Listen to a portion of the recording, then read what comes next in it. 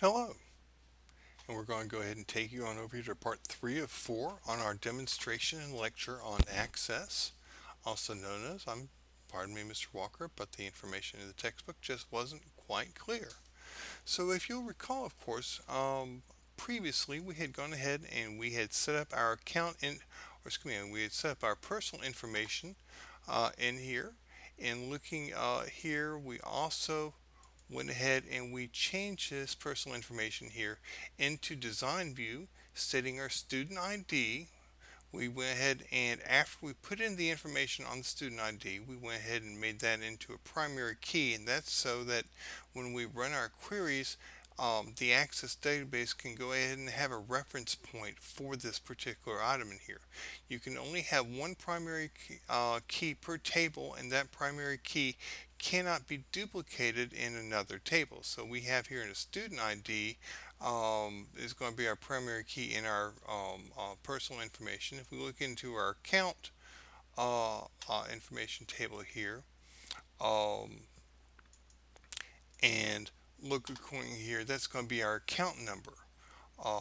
But let's go ahead and look over here again into our student ID. The data type is number, unique identifier is student.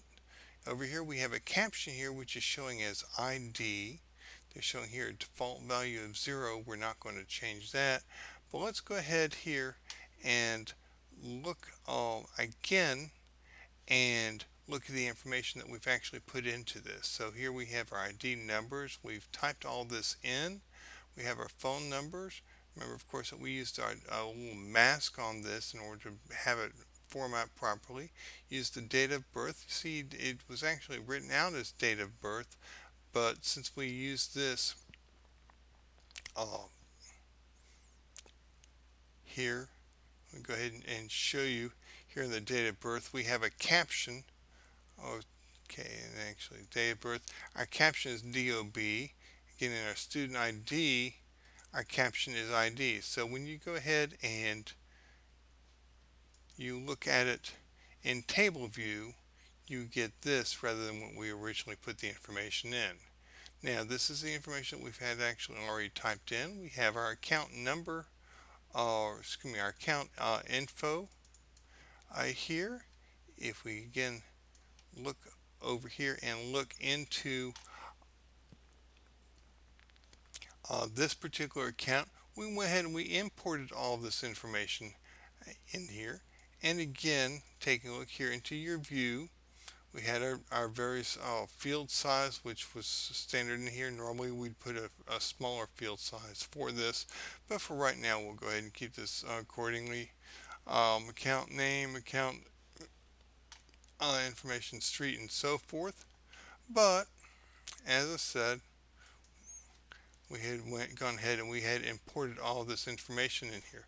Now this was, of course, the hardest part through here, and these are what we did in steps 1 through 7 of our assignments. For this particular video, we want to talk about steps 8 through 11, which is actually making the queries for for Access database. So if we look on over here into state um, excuse me, into step number 8, it says over here with the account table still selected, which is this account. On over here, we're going to create a simple query using account number, account name, account manager number.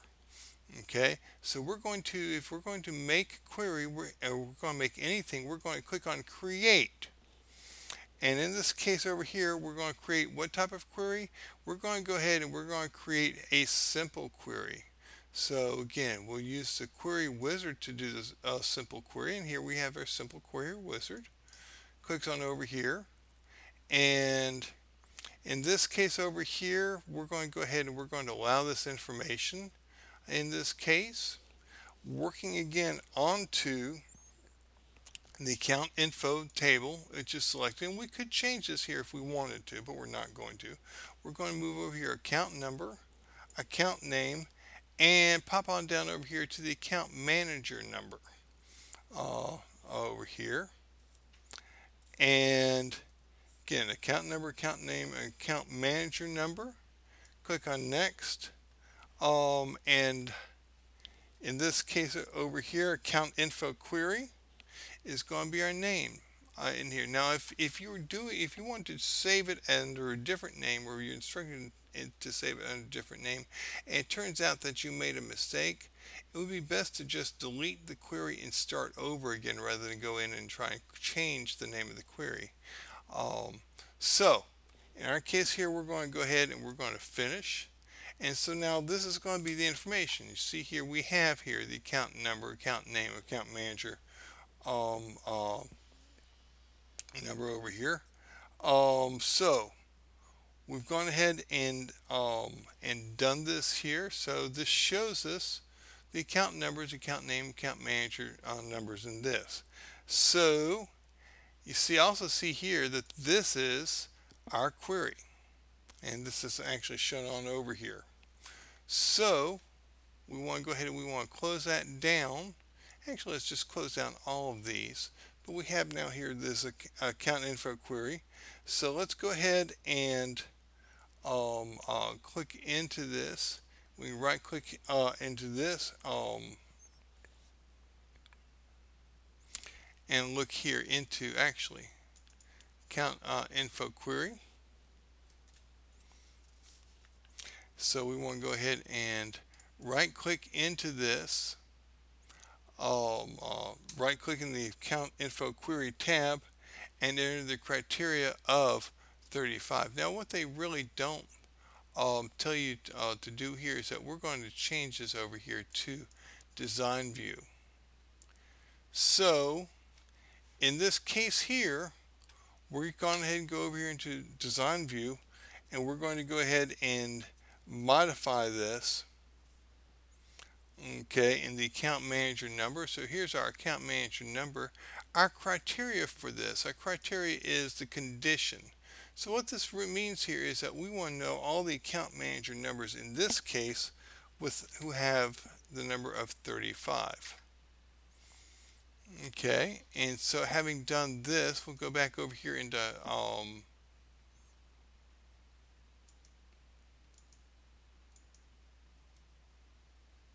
go back here into our design. So again, we've gone ahead and run this here, and we're going to go ahead and click on run. So when you have this number over here, I'm going ahead and click run in this group to display and then close. They say do not save the results. So in our case on over here, like I said, you've got the account manager number and so forth. I've run this, but I'm going to close this. I want to say the changes of the design.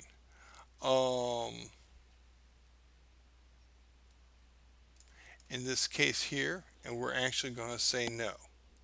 Now, let's go on over here into the next step, which is number 10. So select the account info table. So select account info table, and I'm going to create. And again here, not form design, but we're just going to go ahead and create a form here. Now, in this case, you see that I've just created 15 forms, and the importance of forms is that if I wanted to change any of these records here, such as if I wanted to go ahead and change the amount paid, or better yet here, under the account number here, if I want to go ahead and click this information here, I want to go ahead and clear here into the account number. I could actually change this, and it would actually change it into the table. So in my case on over here, I've gone ahead and created the basic form. So having done this, I'm going to click my save button, and it gives me the name here. I'm going to call this WK5 account info.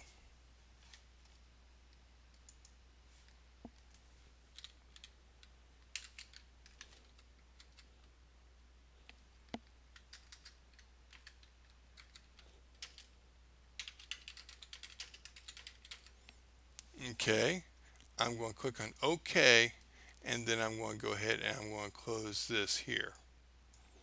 So And then of course in this case here, the last thing I want to do in this particular shape here, using the account info table, I'm going to again create a basic report. So I'm going to create again in this case over here a basic report. So I just click on report, and lo and behold, and there that is. Um, so I'll click on over here to save, and I'm going to go ahead and save this as week 5.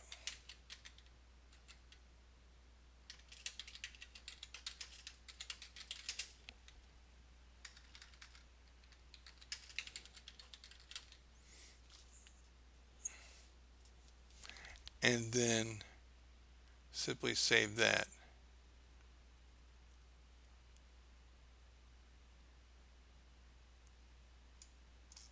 Yes. So now I actually have all these reports here. So if I look here and do a quick review, my week 5 account info report, which we're going to work on our next section on part 4, steps 12 through 15. But here's our week 5 account info.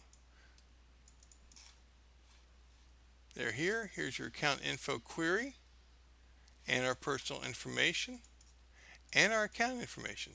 And that pretty much is everything that we need to do here. So again, if you have any questions, by all means let me know, and I'll be more than happy to go ahead and fix this as we go. Okay.